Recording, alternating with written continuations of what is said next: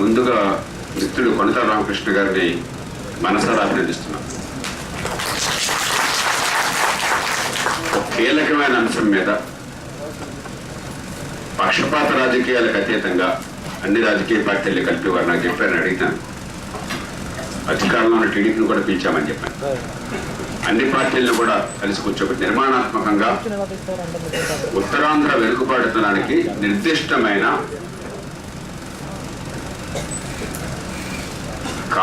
కాలనియమాన్ని పాటించేటువంటి time bomb పరిష్కారాలను ఏ రకంగా సాధించగలం అన్న విషయంలో ఒక బహిరంగ చర్చ పెట్టడం అనేది ఎంత కష్టమో నాకు తెలుసు. ఏదో ఆషామాషిగా డ్రామాలు ఉండడం చాలా తేలిక, ఒక ధర్నా చేయడం చాలా తేలిక, ఒక రస్తారోకో చేయడం చాలా తేలిక, తిట్టిపోయడం చాలా తేలిక. అప్పుడు పత్రికల నుంచి బోర్డుతో ప్రచారమో వస్తుంది, ఆ పూట గందరగోళంగా జనం వస్తారు తాటాకు మంటలాగా. కానీ ఇది చల్లరనటువంటి సెగ, దీర్ఘకాల పోరాటం, బోర్డంత ఆలోచన చేయవలసిన అంశం. విషయాలు తెలుసుకుని ఒకదంపుడు కాకుండా విషయాలు పూర్తిగా ఆకలింపు చేసుకుని ప్రజల అవగాహన పెంచి ఫలితాలు సాధించేందుకు పోరాటం. అందుకు నడి కట్టినటువంటి రామకృష్ణ గారిని అభినందిస్తూ వారికి అండదండలుగా ఉన్నటువంటి నాకు చిరకాల మిత్రులు ఇప్పుడు అడుగుతున్నాను. రామకృష్ణ గారు వారి వయసు ఎంత ఉంటే 75 ఉంటుందేమో సార్ ఉంటారు. ఏదయ్యా నేను 34 ఏళ్ళ క్రితం ఎక్కడున్నప్పుడు ఆయన ప్రొఫెసర్గా ఉన్నారు. 80 దాటింది మాస్టరు, 80 దాటి ఉంటుందని చెప్పాను. మరి వయోభారాన్ని కూడా లెక్క చేయకుండా మొహం చూస్తే ఆనాడు ఎట్లా ఉన్నాడు, ఇప్పుడు అట్లా పెట్టుకుంటూ ఉన్నాడు. ప్రొఫెసర్ కేవీ రమణ గారు, అలాగే వివిధ పార్టీల నాయకులందరూ కూడా వివిధ ప్రాంతాల నుంచి చిత్రాకి నేను చమత్కరిస్తూ ఉన్నాను. రఘువరన్ రెడ్డి గారితో కాలనైజేషన్ ఎవరండి, మరి రాయలసీమ కదా నాయకత్వం ఇచ్చింది. అప్పుడు ఇప్పుడు కూడాను రాయలసీమను బాగు చేసుకోలేకపోయినారు, ఉత్తరాంధ్రకి న్యాయం చేయలేకపోయినారు. మీరు ఏదో ఆలోచించాలని చెప్పాను. ఆయన కూడా రాయలసీమ వాసే.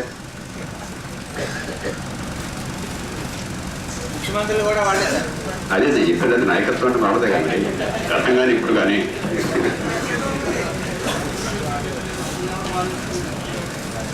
అన్ని పార్టీల నాయకులు కూడా మనసు చేసుకుని వచ్చారు. విశ్వనాథన్ గారు బీజేపీ నుంచి వచ్చారు. అందరినీ కూడా మనసారా అభినందిస్తున్నాం. విషయాలన్నీ కూడా రామకృష్ణ గారు, రమణ గారు, మరి మన సిపిఐ రామకృష్ణ గారు అందరూ చెప్పేశారు. మధు గారేమో చాలా ఉత్సాహంగా నేను మాట్లాడిన తర్వాత మాట్లాడతాను, గట్టిగా వ్యతిరేకంగా అని చెప్పి ఆయన కొంచెం వెయిట్ చేస్తున్నాను. ఆయన మాట్లాడాల్సింది. అందుకని నేను ఎక్కువ అంశాల్లోకి వెళ్ళను. చాలా నిర్దిష్టంగా కొన్ని భావాలను నేను ముందుకు పెడతాను. ఎందుకంటే వెనుకబడుతున్న ఎంత ఉందని చెప్పినది నేను చెప్పక్కర్లేదు, మనందరికీ తెలుసు. కొన్ని అంకెలు ముందు పెడతాను కానీ మీకు అవగాహన కోసం చెప్పని, నిర్దిష్టంగా మన వాదనకి బలం చేకూరడం కోసం చెప్పని దానిలోకి పెద్దగా వెళ్ళక్కర్లేదు.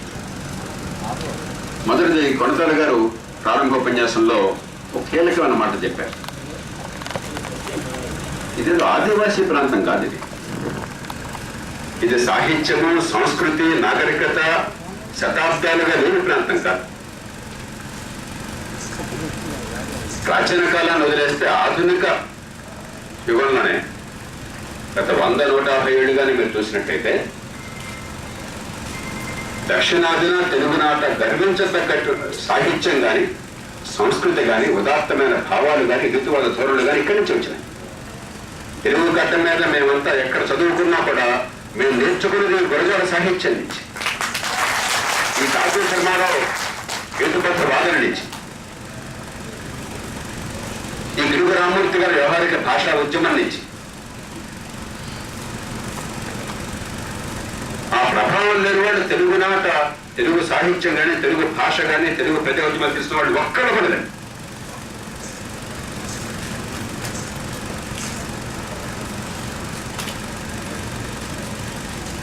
ఒక శ్రీశ్రీ గారు కావచ్చు, కాళీపట్నం రామారావు గారు కావచ్చు, నాకు బాగా ఆప్తమిత్రుడు ఆయన రావిశాస్త్రి గారు కావచ్చు,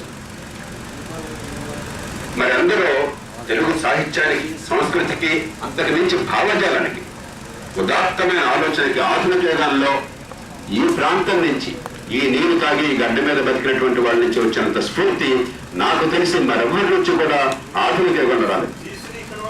అదే చెప్పాను.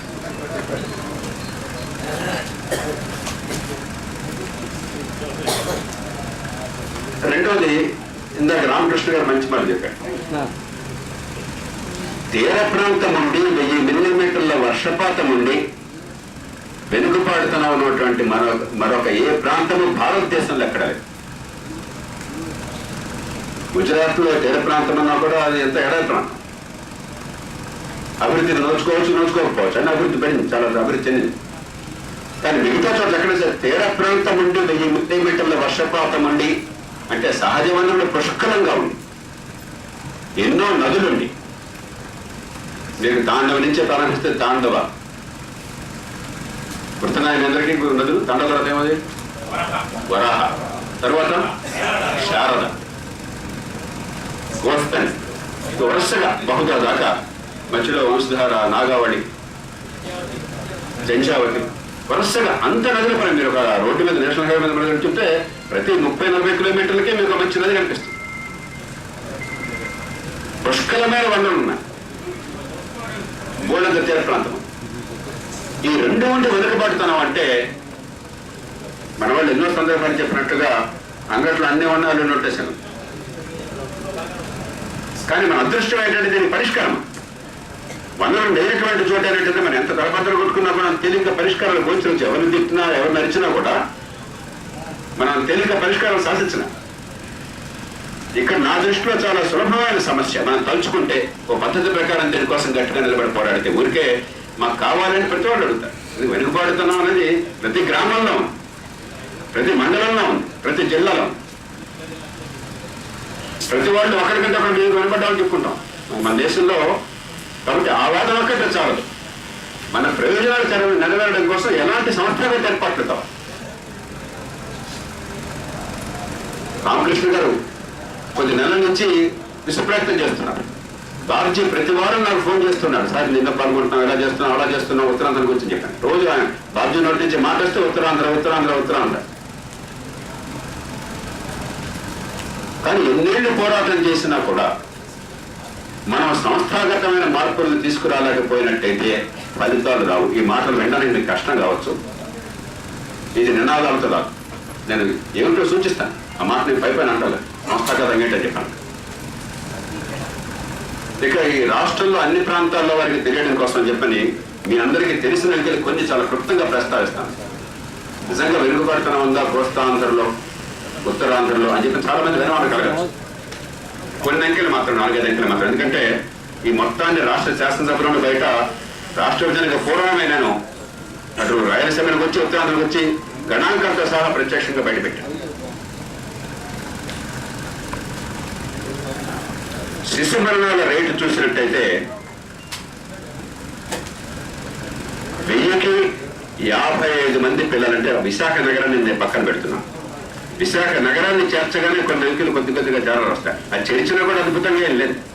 కానీ విశాఖను తీసేస్తే మరీ దారుణంగా కనిపిస్తుంది ఉత్తరాంధ్ర. కాబట్టి మరి నేనేం మాట్లాడినా విశాఖ నగరాన్ని తీసేసి మాట్లాడుతున్నాను. 55 దాదాపుగా శిశు మరణాలు ఉన్నాయి 1000కి. అస్సాంలో 55, హిమాచల్లో అంటే ప్రత్యేక ప్రతిపత్తి ఉన్నటువంటి రాష్ట్రాలు మాట్లాడుతున్నాం, పెద్ద రాష్ట్రాలు. చిన్న నాగాలాండ్ నేను మాట్లాడలేదు. హిమాచల్లో 38, ఉత్తరాఖండ్లో 36, జమ్మూ కాశ్మీర్లో 41, రాయలసీమ 45 ఉంది, ఇక్కడ 55 ఉంటుంది. విశాఖ నగరాన్ని తీసేస్తే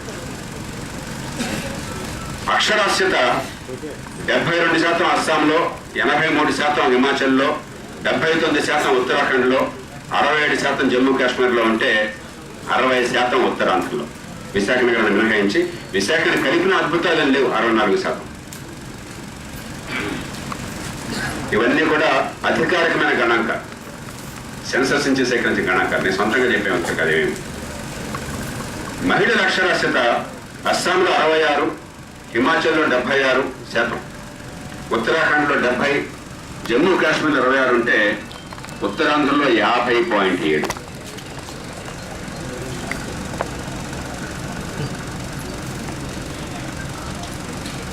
మంచినీళ్లు ప్రాంగణంలో లేనటువంటి ఇళ్ళు ఎన్ని అని చూస్తే, శాతం చూస్తే ప్రాంగణంలో మంచినీళ్ళు బోర్వెల్ కావచ్చు, ట్యాప్ కావచ్చు, మరొకటి కావచ్చు లేని ఇళ్ళు ఎన్ని ఉన్నాయి, ఎంత శాతం ఉందని చూస్తే 45% అస్సాంలో, 45% హిమాచల్లో, బాగా పర్వత ప్రాంతం అయినప్పటికీ కూడా, హిమాలయ పర్వత సానువుల్లో ఉన్నప్పటికీ కూడా 42% ఉత్తరాఖండ్ అది కూడా అంతే హిమాలయ పర్వతాల్లో, 52% జమ్మూ కాశ్మీర్, 86% ఉత్తరాంధ్ర.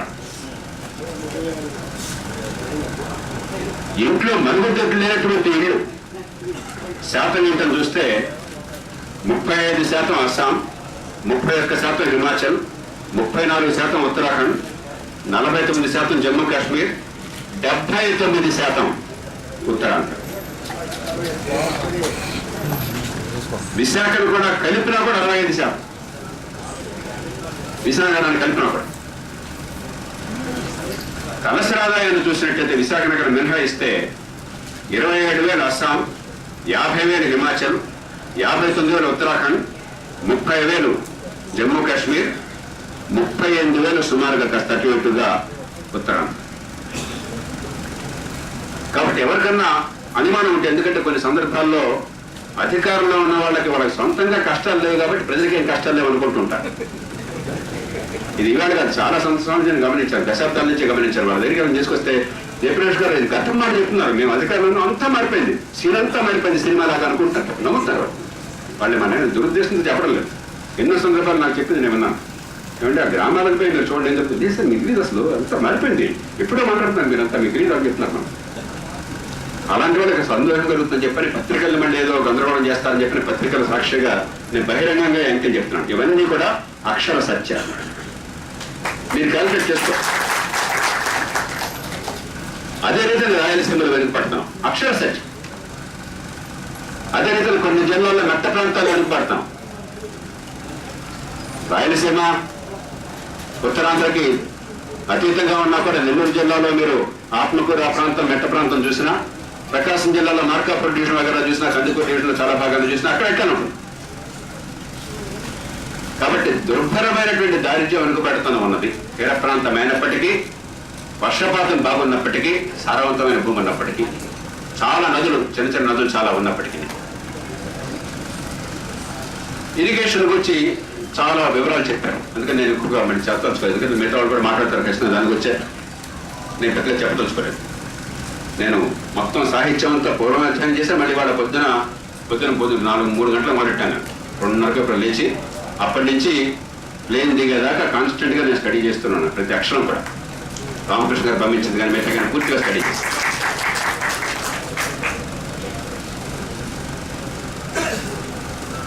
దానిలో నేను వెళ్ళాను. ఖచ్చితంగా జలవనరుల్ని సద్వినియోగం చేసుకోవాలి. దానిలో ఎవరికి వివాదం లేదు ఇక్కడ, ఎందుకంటే జలవనరులు ఉన్నాయి, లేని వనరులు కాదు ఇక్కడ. లేనిది మనం ఏదో ఒక అగిరిత ప్రయత్నం చేయక్కర్లే, ఎక్కడి నుంచి తీసుకురావక్కర్లేదు.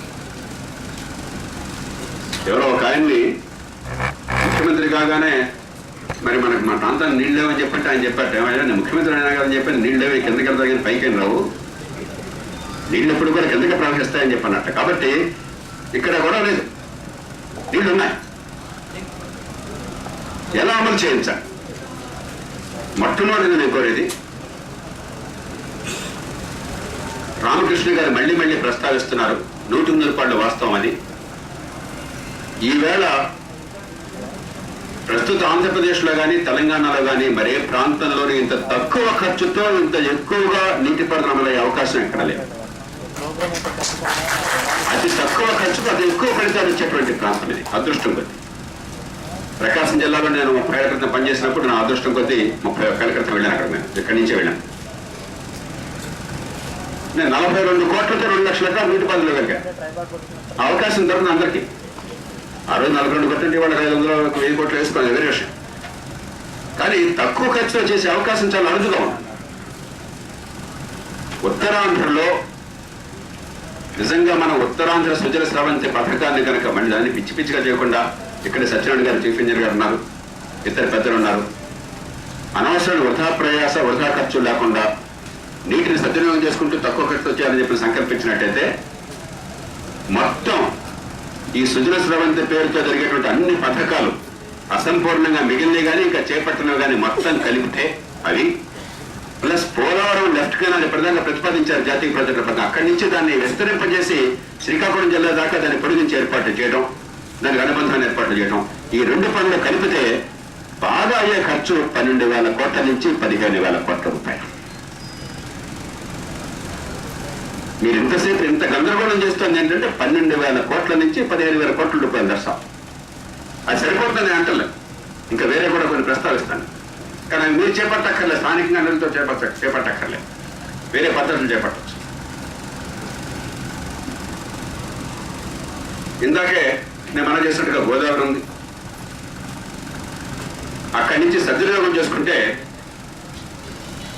పోలవరం లెఫ్ట్ కెనాల్ని కనుక మనం పొడిగించినట్టయితే, నదులు అనుసంధానం చేసినట్టయితే గోదావరి, ఆ పైన ఏలేరు, తాండవ, వరాహ, శారద, రైవాడ, ఆ లింక్ కెనాల్ కూడా దాన్ని కంటిన్యూ చేయొచ్చు. తాటిపూడి రిజర్వాయరు, గోస్తని నది, జంజావతి, నాగావళి, వంశధార, బహుదా, ఒరిస్సాకి వెళ్తే దీన్ని ఇంకా అనుసంధానం చేయొచ్చు. ఋషికుల్య, ఆ తర్వాత చిలక లేక్ పక్క నుంచి వెళ్ళి మహానది. భారతదేశంలో గోదావరి నుంచి కృష్ణకి ఎట్లాగైతే పోలవరం ప్రాజెక్ట్ ద్వారా మీరు ఎత్తిపోతలు అవసరం లేకుండా గ్రావిటీ ద్వారా నీళ్లు తీసుకెళ్ళగలరు, అదే రీతిన మహానది నుంచి గోదావరి దాకా తీసుకెళ్ళొచ్చు. ఇంకే మహానదులకు కూడా ఈ అవకాశం లేదు. ఒక గోదావరి కృష్ణ, మహానది గోదావరి మాత్రమే. కాబట్టి మనం కోరవలసింది ఏంటంటే ఈ 15,000 కోట్ల రూపాయలకు ఏర్పాటు ఎట్లా జరగాలి మొట్టమొదటిది. రెండోది, మహానది గోదావరి గ్రావిటీ ద్వారా అనుసంధానం ఎట్లా చేయాలి. గ్రావిటీ ద్వారా పూర్తిగా సాధ్యం, దాన్ని అనుమానం లేదు. ఇప్పటికే సెంట్రల్ వాటర్ కమిషన్ మిగతా వాళ్ళంతా దాన్ని అధ్యయనం చేశారు. డీటెయిల్ ఎస్టిమేషన్ జరగలేదు, డీటెయిల్ ఇన్వెస్టిగేషన్ జరగలేదు. అటు దక్షిణ ఒరిస్సాకి ప్రయోజనం, ఇటు ఉత్తరాంధ్రకి ప్రయోజనం. గోదావరిలో పుష్కలంగా నీళ్లు పోతున్నాయి, కానీ గోదావరి నుంచే పూర్తిగా రావాలంటే ఎత్తిపోతలు అవసరం అవుతాయి. కాబట్టి దానికి ఇబ్బందులు ఉంటాయి. కానీ రెండు నదులకి ఎంతో కొంత రిజర్వాయర్ కెపాసిటీ కావాలి. ఆ రిజర్వాయర్ కెపాసిటీ బిల్డ్ చేస్తూ అవసరం చోట ఎత్తిపోతలు చేపడుతూ గ్రావిటీ ద్వారా వచ్చేందుకు మనం ఏర్పాట్లు చేసుకోగలిగినట్టయితే ఇది ఖచ్చితంగా ఒక జాతీయ పథకంగా చెప్పడం. ఎందుకంటే బీజేపీ మొట్టమొదటి ఏం చెప్తుంది, ఈ సురేష్ బాబు గారు నాకు మంచి మిత్రుడే. ఈ సురేష్ బాబు గారే గతంలో మీకు గుర్తుందో లేదో శివసేనలో ఉన్నప్పుడు ఈయన మంత్రిగా ఉంటే నాకు ఉపయోగం ఏంటని చెప్పి ఆయన పార్టీ నాయకుడు తీసిపారేమన్నాడు. గతంలో సురేష్ బాబు ఏ మంత్రిగా ఉన్నాడు గుర్తుందా మీకు?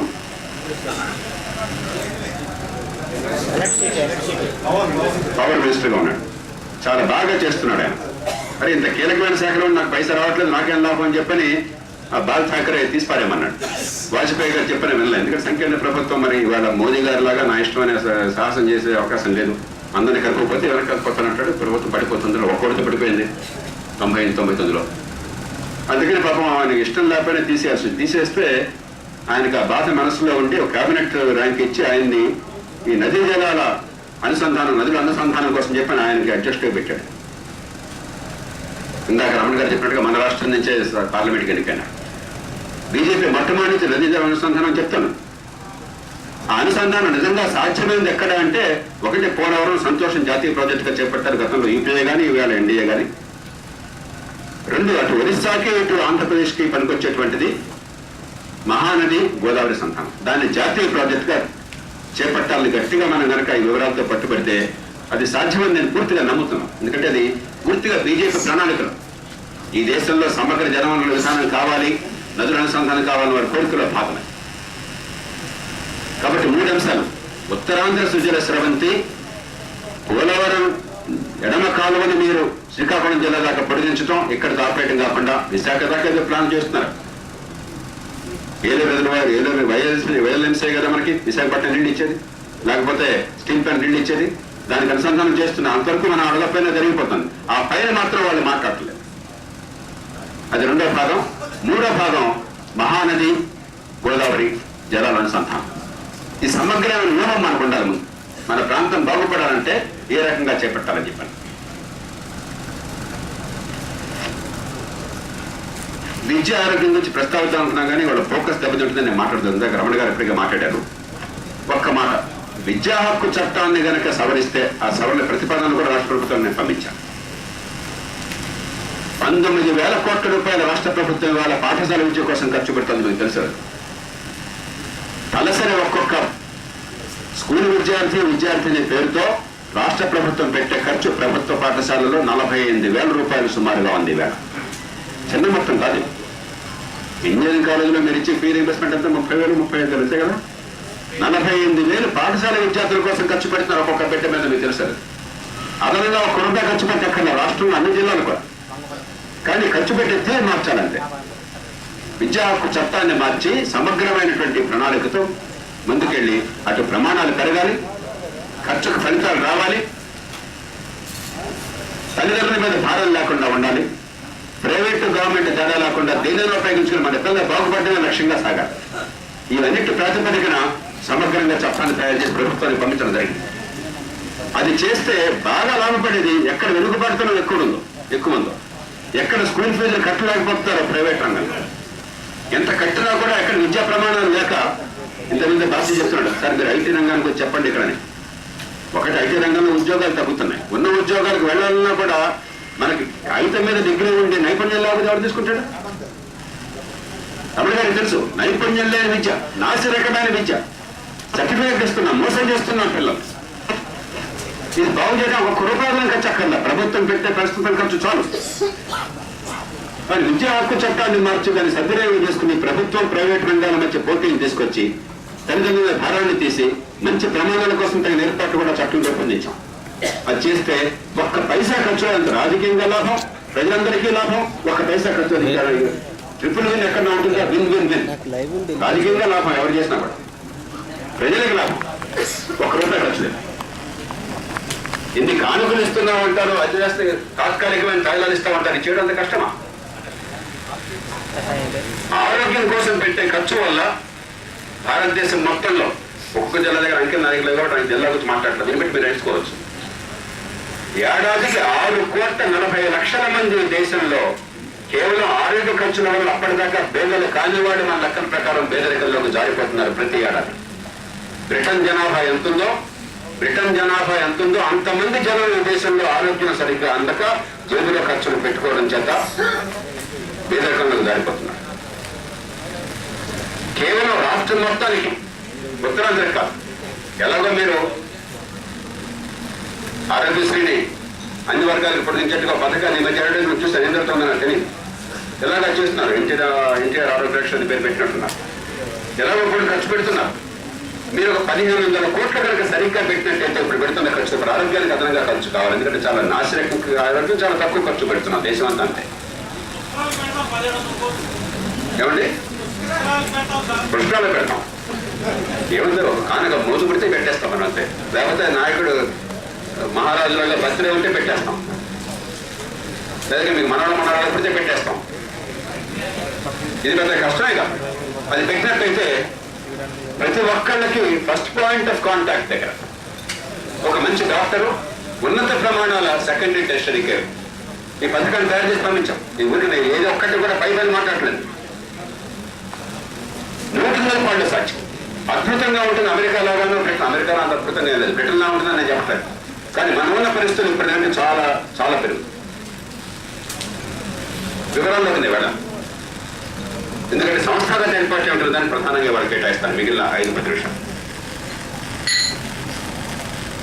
మరి పరిష్కారం ఏంటి? ఇవన్నీ బాగున్నాయి సార్, చెప్పడానికి వినడానికి బాగున్నాయి. ఏంటి పరిష్కారం? ఒక్కసారి రాష్ట్ర బడ్జెట్ మీరు చూడండి. అది కూడా ఇవాళ పూర్తిగా నేను ప్రభుత్వం వెబ్సైట్ నుంచి తీసుకున్నాను. ఇవాళ ఫ్లైట్లో ఉండగా ఆ వెబ్సైట్ నుంచే గణాంక సొంతంగా ఒక్కటి చెప్పట్లేదు. 2017-18 రాష్ట్ర బడ్జెట్ 1,56,000 కోట్ల రూపాయలు. గుర్తుంది ఎవరికన్నా? 1,56,000 కోట్ల రూపాయలు అంటే తలసరి 31,000 రూపాయలు. ప్రతి మనిషి పేరుతో ఆడ మగ పసిబిడ్డతో సహా 1,56,000 కోట్ల రూపాయలు. దానిలో 29,000 కోట్ల రూపాయలేమో కేంద్ర ప్రభుత్వం నుంచి కేంద్ర పన్నుల్లో మన వాటాగా మన రాష్ట్రానికి వస్తున్నాం.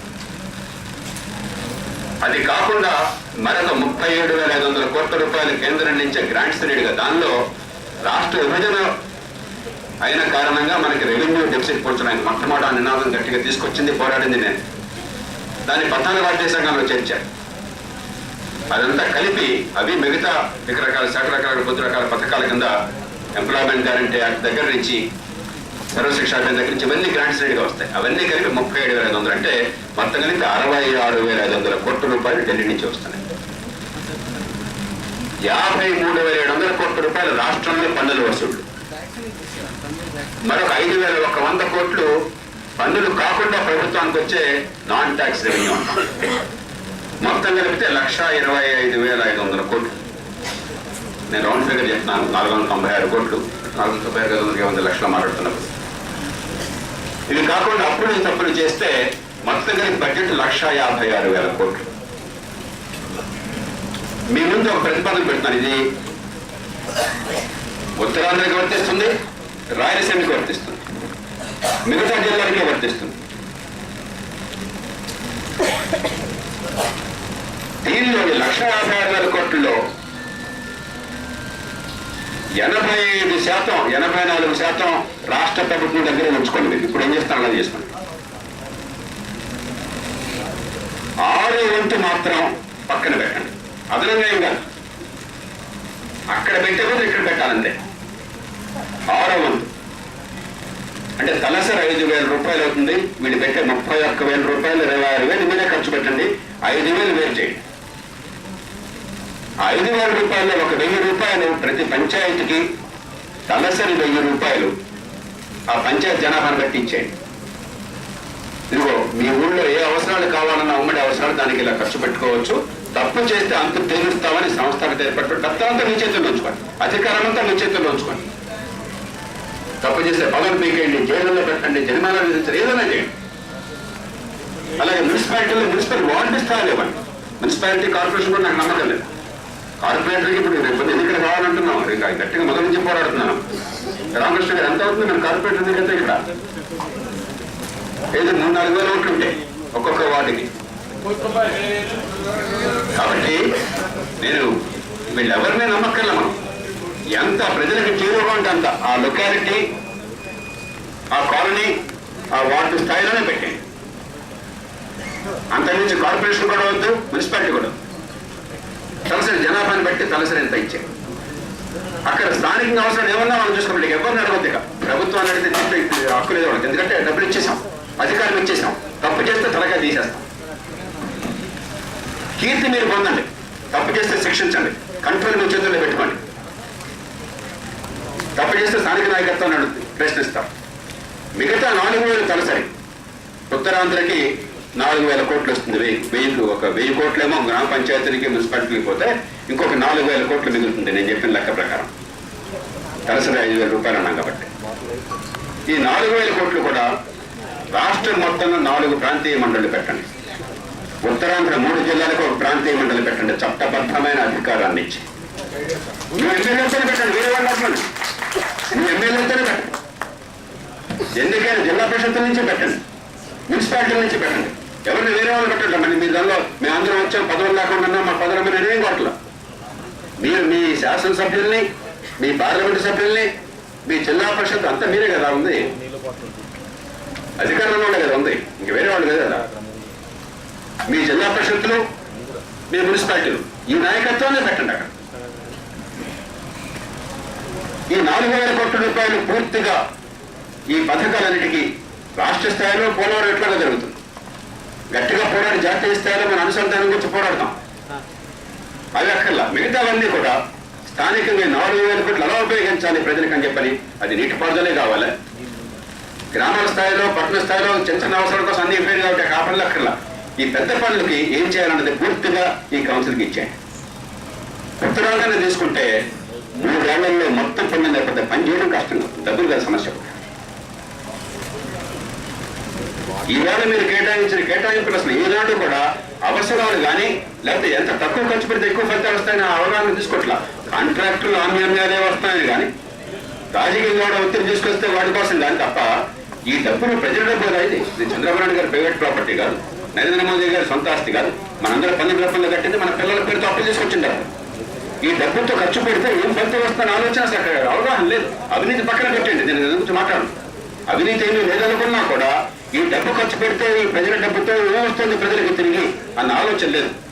ఒడ్డెందు చేలో పట్టడం రాచరికంలాగా ఈ దేశంలో పరిపాలన సాగుతుంది. మహారాజు గారిని ప్రసన్నం చేసుకుని కాలంలో పెడితే ఆ క్షణంలో ఆయనకి మోజు కలిగితే, లేదా మీ వల్ల నాకు ప్రయోజనం ఉంటుంది, ఒక ఎమ్మెల్యేషిప్ తీసుకొస్తామన్న ఫీలింగ్ ఉంటే, నా పక్కన చేస్తాం అనుకుంటే మీకు 100 కోట్లు ఇచ్చేసానంటాడు కనుక. అది అర్థము బంధము పరమార్థము ప్రజల ప్రయోజనం అవసరం. ఒక రాచరికం కొంచెం ఇందాక రమణ గారు చెప్పారు, జమీందారీ వ్యవస్థ ఎట్లా ఉందని. జమీందారీ వ్యవస్థ నుంచి రాచరికంలోకి వచ్చా మహాప్రభు. జమీందారీ వ్యవస్థలో కనీసం ఇక్కడే ఉంటాము, ఈ జనమంతా మనం ఏమనుకుంటారో, మన పరువు పోతుంది, మనం తప్పు చేస్తే తల వంచుకోవాలి, తలెత్తుకుని ఆత్మగౌరవంతో బతకాలి అనుదనే ఉంది. ఇవాళ రాచరికం ఈ దేశంలో, ఈ రాష్ట్రంలో, ఒక్క రాష్ట్రంలో ఉంటుంది ప్రజల చేత వాళ్ళు తొప్పించి మీరు రాచరికం. ఉత్తరాంధ్రకు ఒక ప్రాంతీయ మండలి పెట్టండి, తెలంగాణకు ఒక ప్రాంతీయ మండలి పెట్టండి, మిగతా కోస్తాలు 2 భాగాలుగా చేయండి, ఒక 3 జిల్లాలకి, తూర్పు పశ్చిమ గోదావరి కృష్ణాకు ఒక ప్రాంతీయ మండలి పెట్టండి, గుంటూరు ప్రకాశం జిల్లాకు ఇంకో ప్రాంతీయ మండలి పెట్టండి. కేవలం 25,000 కోట్ల రూపాయలు కేటాయించండి ఏడాదికి. ప్రతి సంవత్సరం పెరుగుతుంటుంది, సహజంగా ఈ బడ్జెట్లు పెరుగుతూ ఉంటాయి. అదనంగా మీరే పెట్టగలరు, ఈ బాధ్యత మీరు వదిలేసుకోండి, పెత్తనం మాత్రం ఉంచుకోండి. నేను చెప్తున్నాను, పత్రం మీ చేతుల్లో పెట్టుకోండి, జవాబుదారితనం తీసుకోండి. ఎక్కడ తప్పు చేస్తే అంత తేల్చండి, జైళ్ళల్లో పెట్టండి, పదవులు పెక్కేయండి, జరిమానాలు విధించండి. కంట్రోల్ మీ చేతుల్లో పెట్టుకోండి, బాధ్యత వదిలేసుకోండి. ₹1 దాకా ఖర్చు పెట్టండి. ఎప్పుడైతే నా డబ్బు ఇదని తెలియగానే వృధా కూడా తగ్గిపోతుంది. ఇప్పుడు నాది కాదు అంటే ఒక పిల్లవాడిని రోజు ఏదైతే డబ్బులు ఇస్తానని చెప్పంటే ఏమవుతుంది, వాడు కొండ ఎక్కి కూర్చుంటాడు, కొండ మీద కోతి కావాలంటాడు. ఆ పెట్టే ఖర్చు ఇది కదా, ఇది బాగుంటుంది, ఒక టీషర్ట్ కొంటే 5,000 రూపాయలు అంటున్నా, పిచ్చి పిచ్చిగా ఉందంటే 200 రూపాయలు కొనుక్కోవచ్చు అంటే, నాకెందుకు 5,000 ఇస్తావు కదా నువ్వు, కాబట్టి ఆ టీషర్టే కావాలంటాడు, బ్రాండెడ్ షర్ట్ ఏదో. అలా ఒకళ్ళు వాడి చేతికి డబ్బులు ఇచ్చారు, నువ్వేం చేసుకుంటే వాడు ఇష్టం, దీన్ని ఖర్చు పెడితే దానికి ఉండదు, నువ్వేం చేసుకుంటావు చూసుకుంటే వాడు జాగ్రత్తగా బ్యాంకులో వేసుకుని వడ్డీలు లెక్క కట్టుకుని ప్రతిరోజు చాలా పొదుపుగా ఉంటాడు. కాబట్టి ఇది డబ్బు ఉండదు మన అవసరాల కోసం. దీనివల్ల ఏ ఫలితం ఎక్కువ తీసుకోవాలో మనం నిర్ణయించుకుంటాం. తప్పేం చేశారు, మూర్ఖులే నష్టపోతారు. చెప్పండి, మీ చేతికి ఇచ్చాం, మీరు నాశనం చేసుకున్నారు, ఏం చేస్తాం మేము?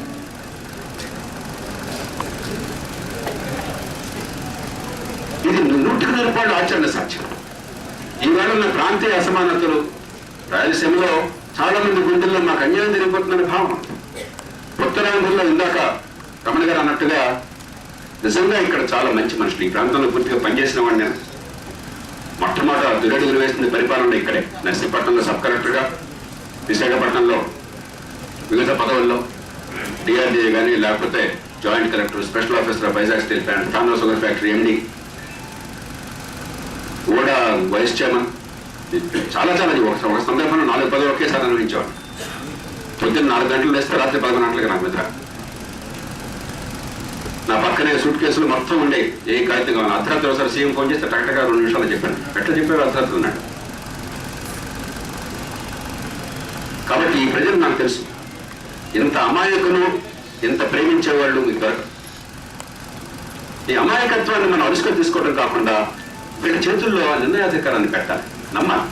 వాళ్ళ డబ్బులతో, వాళ్ళ అవసరాల కోసం వాళ్ళ చేతికి డబ్బులు ఇవ్వడానికి మన దుబ్బుడే ఏంటండి, మన డబ్బు అయితే ఏమన్నా అయినా పత్రం మీరే ఉంచుకోండి.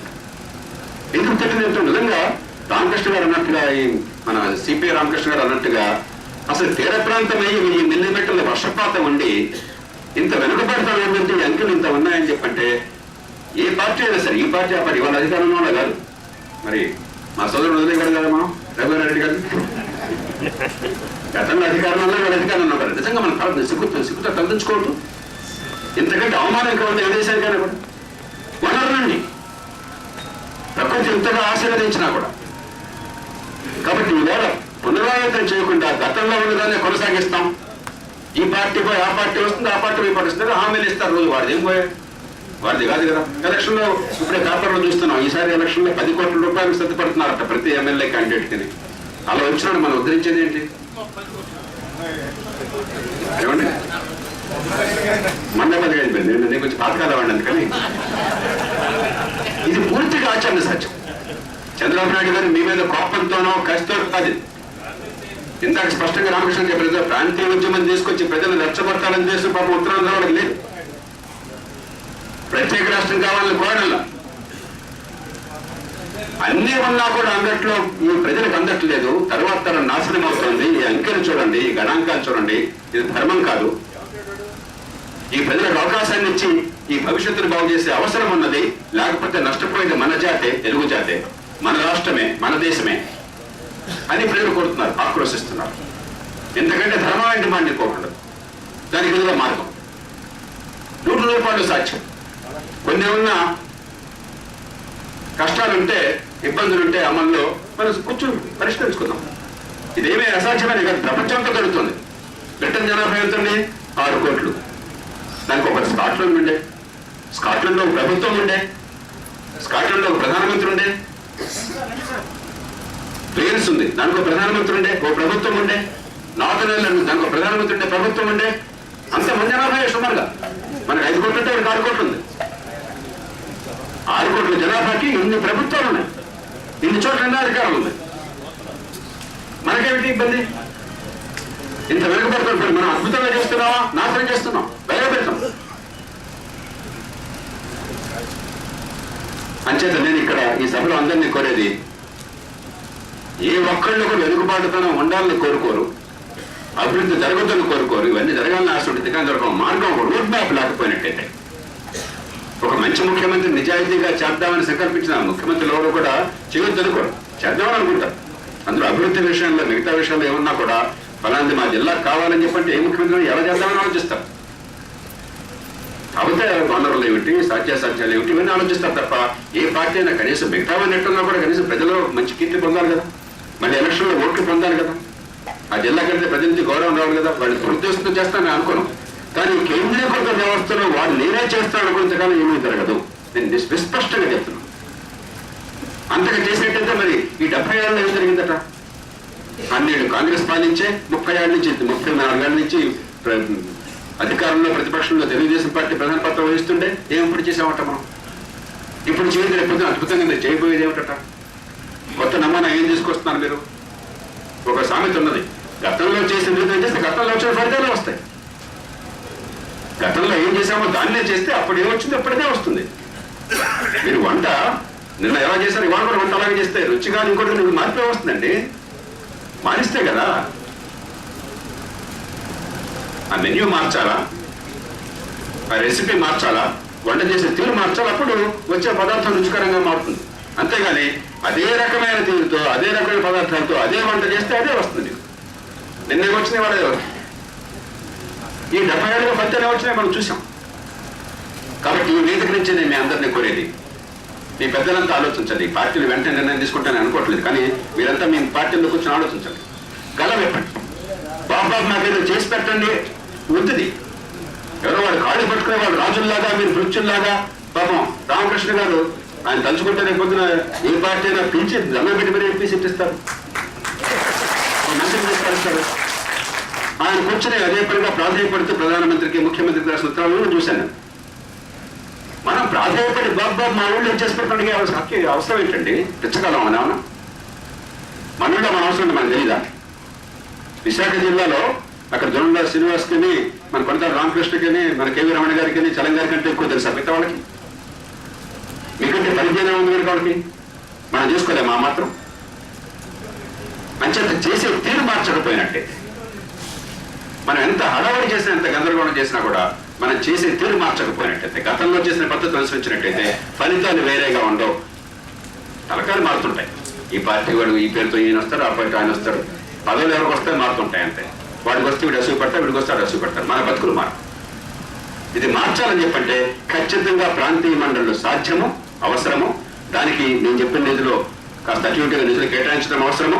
అలాగే స్థానిక ప్రభుత్వాల్లో అట్టడుగు స్థాయిలో, ప్రజలకు అత్యంత చేరువైన స్థాయిలో ఇచ్చేసి మీ ఊళ్ళో మీరు చూసుకుంటాయా. ఇక్కడ మా రాంబాబు ఉన్నాడు, ఎవరు అడగక్కర్లేదు. ఇప్పుడు నక్సలైట్ ఎందుకుంటారు అలా జరిగితే అసలు మా ఊళ్ళో పని అయిపోతున్న నమ్మకం ఉంటే తుపాకులు పట్టే వాళ్ళంతా కూడా ఊళ్ళో జనబతులు మార్చడం కోసం అని చెప్పిన పదవులు చేపడతారు, బాధ్యతలు తీసుకుంటారు. ఆ బాధ్యత బరువేంటి వాళ్ళు తెలుస్తుంది. ఇంకా టిఫ్లు అక్కర్లేదు, రస్తారోకలు అక్కర్లేదు. దానికి ఇది నాందేనట్టయితే తెలుగునాట ఒక అద్భుతమైన ప్రయోగానికి, విప్లవాత్మక మార్పుకి నాందవుతుంది. అలా కాకుండా ఒకదప్పుడుగా అయిపోయి మా ప్రాంతం రేపొద్దు మళ్ళీ మన పిసిసి అధ్యక్షుడు రఘువీరారెడ్డి గారు కానీ, మిగతా నాయకులు కానీ రాయలసీమలో ఇంకొక మీటింగ్ పెడతారు. అక్కడ రాయలసీమ వెనుకబడతానికి వచ్చి మరింత ఇంతకంటే ఆవేశంగా, మీకు ఆవేశం తక్కువ కదా, అక్కడ ఆవేశం మరింత ఎక్కువ కదా, పౌరుషం ఎక్కువ కదా, మరింత గట్టిగా మాట్లాడతారు. అదైన తర్వాత మిగతా జిల్లాలో మేము వెనకబడుతున్నామని చెప్పి వాళ్ళు మాట్లాడతారు. మా సంగతి ఏంటి, మాకు మెట్ట ప్రాంతాలు ఉన్నాయి, మాకు పేదరికం ఉంది, మా సంగతి ఏంటి, మా వెనకబడుతున్నా మళ్ళీ మాట్లాడతారు. ప్రతి చోట ఒకటి విచారం కూడా నేను కూడా మీకు కష్టం ఉందయ్యా, ఎందుకంటే ఈ దేశంలో కష్టం లేదు ఎవరికి, నిజంగా మీరు నష్టంలో ఉన్నారయ్యా, అన్యాయం జరిగిపోతుంది నేను కూడా అంటాను. ఇది జరిగిపోతుంది. సంస్థాగతమైన మార్పు తీసుకురాకుండా ఎంతకాలం దీన్ని నడిపిస్తూ ఉంటాం, ఎంతకాలం మనం మోసం చేసుకుంటాం, ఇతరులను మోసం చేస్తూ ఉంటాం. ఎంతకాలం రాజకీయ ప్రక్రియ సమస్యలో భాగం అవుతుంది. దీన్ని పరిష్కారంగా మార్చగలమా లేదా? అప్పటికీ ప్రజలు తప్పులు చేస్తే స్థానిక నాయకత్వం కనుక ముందు చూపు లేకపోతే నష్టపోనివ్వండి, వాళ్ళ కాళ్ళు విరగనివ్వండి. పిల్లాడు నడవలేడు కదా అని చెప్పి 6 నెలలకు నడవలేడు కదా, కానీ నడవడం మొదలెట్టగానే, దేకడం మొదలెట్టగానే, పాకడం మొదలెట్టగానే కొంచెం మనకి ఇబ్బందులు లేకుండా, దెబ్బలు తాగకుండా జాగ్రత్తలు తీసుకుని మనం పిల్లల్ని ప్రోత్సహిస్తాం. తప్పడం వేస్తుంటే రా అని చెప్పి మనం ప్రోత్సహిస్తాం. పడి కొంచెం ఏడుస్తుంటే ఏం పర్లేదు అన్న, చిన్న దెబ్బ ఏం కాలేదు అని చెప్పి సముదాయిస్తాం. అంతేగాని పిల్లలు నడవలేడు కదా అని చెప్పని వాడిని ఎప్పుడు భుజాల మీద ఎక్కించుకుంటే వాడు ఖచ్చితంగా శాశ్వతంగా పక్షపాతం వచ్చిన అడుగుతాడు. తప్పులు చేస్తే చేయనివ్వండి, దురుద్దేశం కానంత వరకు, అవినీతి లేనంత వరకు, స్థానికంగా నిర్ణయాలు తప్పులు చేస్తే మీ అందరూ తప్పులు చేయట్లేదు. ఎంతకాలం తప్పులు చేయబట్టే దేశం తగలడింది. 19,000 కోట్లు ఖర్చు పెడితే చదివేట్లు ఎందుకు తగలడింది? ఆ విషయాల్లో ఎగిరితే మీరు ఎవరు మాట్లాడారు? ఏ పార్టీ నాయకుడైనా కూడా ఎంత అధ్వానం ఉందా మనకి తెలియదా? భారతదేశంలో అంత అసహ్యంగా చదువు ఆరోగ్య ప్రపంచానికి అక్కడ ఉన్న నాగరికత దేశాల్లో కడుపు చూసుకుంటే కాలం పడుతుంది. కాబట్టి ఆ మాటలొద్దు, వీళ్ళకి చేత కాదు, వీళ్ళు చేయలేరు, మేము చేయాలి. మీరేం ఉద్ధరించారు? మీరు ఏం ఉద్ధరించారు? ఇందులో ఏం ఉద్ధరించారు? ఇక వేరే మార్గం లేదు. ఈ ప్రత్యేక మండళ్ళు, స్థానిక ప్రభుత్వాలు నిర్దిష్టమైన నిధులు, వాళ్ళు బాధ్యత ఉండేట్టుగా పైన ప్రభుత్వం పూర్తిగా పకడ్బందీ ఏర్పాట్లు, జవాబుదారితనం కోసం చెప్పని స్పష్టమైనటువంటి మార్గాలు అది చేసినట్టయితే మిగతా ప్రాంతాలకి, రాయలసీమకి ఇది చేసినా కూడా అదనంగా సాయం అవసరం అవుతుంది. ఎందుకంటే అక్కడ ఉన్నటువంటి భౌగోళిక పరిస్థితుల వల్ల ఉత్తరాంధ్రకి 3 ఏళ్లలో 4 ఏళ్లలో సునాయాసంగా పరిస్థితిని మార్చుకోకండి. అందుకు మీరంతా నడుము కట్టండి. మీరు దాన్ని నడుము కడితే నాలాంటి వాళ్ళ జీవితం అంతా కూడా ఈ దేశంలో మౌలికమైన సంస్థాగత మార్పుల కోసమే కేటాయించాం. ఇన్నేళ్ల పోరాటం తర్వాత నాకు అనిపిస్తోంది, ఈ సమాజం ఉన్నతిని నడుస్తున్నట్టయితే ఎన్ని మార్పులు తీసుకొచ్చినా నాకు ఈ దేశంలో చాలా మార్పుల్ని నా పోరాటాలు తీసుకొచ్చే అదృష్టం నాకు దక్కింది. 3 రాజ్యాంగ సవరణలు కేవలం నా ప్రమేయం వల్ల, లోక్సత్వోద్యమ ప్రమేయం వల్ల వచ్చినాయి. 91, 97, 99 7 పెద్ద పెద్ద చట్టాలు వచ్చినాయి. 4-5 మౌలిక విధానాల మార్పు వచ్చి 2G స్పెక్ట్రమ్ కాన్స్టిట్యూషన్తో సహా. కానీ నాకు తృప్తి లేదు. ఈ దేశం మౌలికంగా నడిచే తీరు మారడంలా, ఉన్న కొద్దికి రాజకీయ కోరికపోతున్నా, విద్యారోగ్యం బాగుపడటంలా, పుట్టిన కులమో లేక కుటుంబమో బిడ్డ భవిష్యత్తు 170 మందిని శాసిస్తుంది. ఇలాంటి కూడా అది నాగరిక సమాజంలో ఉండవలసింది కాదు. మౌలికమైన మార్పు ఈ ప్రజలు చైతన్యం చేయడంలో, అధికారాన్ని ప్రజలకు ఇవ్వడంలో, తప్పు చేస్తే వాళ్ళని నేర్చుకోవటంలో అక్కడి నుంచి వస్తుంది తప్ప పైనుంచి సాధ్యం కాదు. దానిలో ఏమాత్రం సందేహం లేదు. దానికి ఏ రకమైన కట్టుదిట్టాలు కావాలో మీరు చేసుకోండి. కానీ మీరు పాలకులు, ప్రజలు పాలితులుగా భావించబోకండి. పన్నులు కట్టి మిమ్మల్ని పోషించేవాళ్ళు, రేపొద్దున మీరు చేసే అప్పులని తీర్చవలసిన వాళ్ళు, మీ దుష్పరిపాలన ప్రభావాన్ని భరించేవాళ్ళు నష్టపోయేవాళ్ళు. ఆ ప్రజలకి బాధ్యత ఇవ్వండి, అధికారం ఇవ్వండి, జవాబుదారితనాన్ని మీ దగ్గర ఉంచుకోండి, శాసించండి. ఆ పని చేయడానికి ఈ వేదిక ప్రారంభమవుతుందని చెప్పి మనసారా ఆశిస్తూ మీ అందరికీ నమస్కరిస్తూ నేను సెలవు.